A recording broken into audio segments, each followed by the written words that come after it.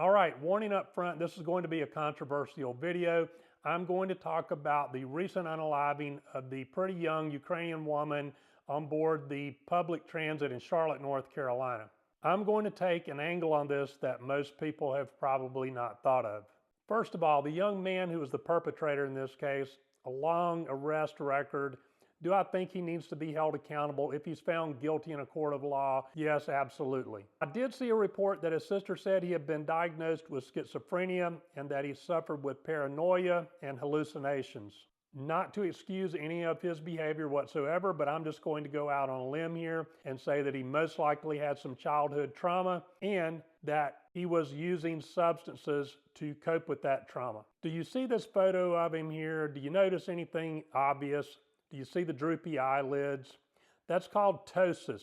It's spelled P-T-O-S-I-S. The P is silent.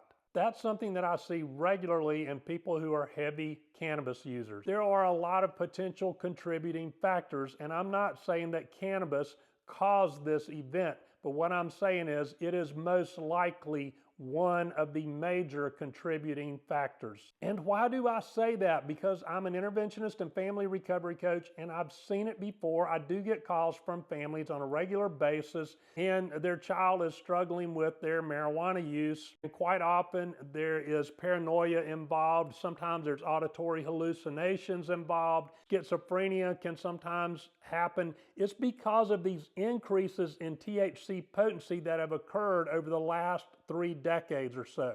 Most people just are not aware that the THC levels back in the 70s and 80s was about 2 to 3% in what most people were consuming.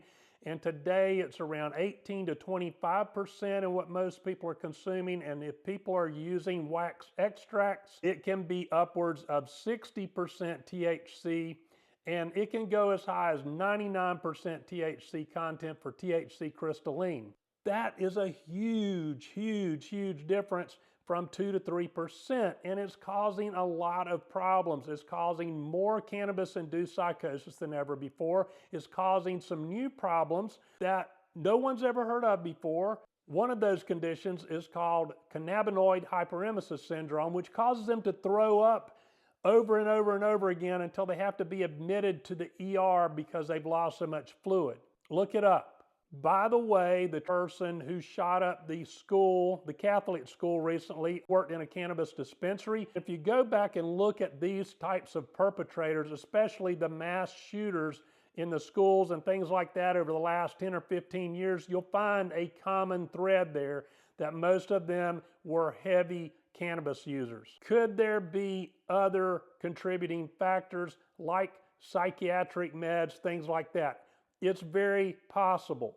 In this case, though, I don't think it's likely because he probably didn't have a lot of money. He probably couldn't afford the pharmaceutical drugs. He probably didn't have good insurance. So he was probably just using the cannabis and maybe sporadically a few other street drugs that he could get his hands on. Again, a lot of this is speculation on my part.